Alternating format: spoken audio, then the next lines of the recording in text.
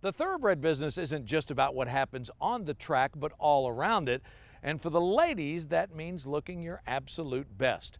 And that lit a fire under one Lexington businesswoman who's now one of the tops in her field. Deanne Stevens joins us now with hats off to Fielden.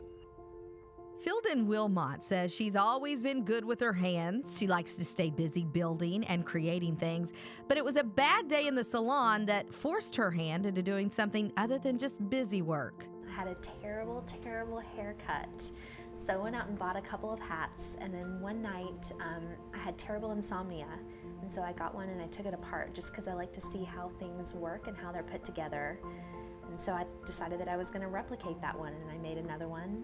And then I thought about how I could change the design and make it better, and so I made another one.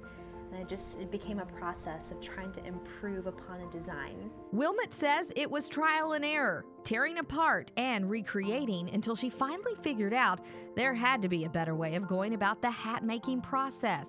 She started emailing famous milliners until finally one messaged her back.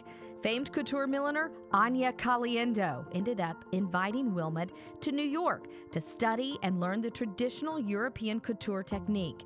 Willmott has implemented much of what she learned into her own style. So I try to apply the clean lines and the very classic look to a hat. So you'll look at the photo in 10 or 15 years and you won't think, what was I thinking, kind of falling into a fad, but you look back on it and you were wearing something that's timeless and beautiful. I start the process of making a hat by using a wooden block, and then I have whatever raw material that I'm going to be shaping into a particular form. I'll let that dry and I'll stiffen it and I'll trim it and wire it, and everything is hand stitched. There's very little, there's almost nothing that I use a machine with, and that's what makes couture millinery stand out. Willmott's pieces are definitely standing out. She now limits the number she creates for Derby to 7, with each selling anywhere from $750 to more than $1,400.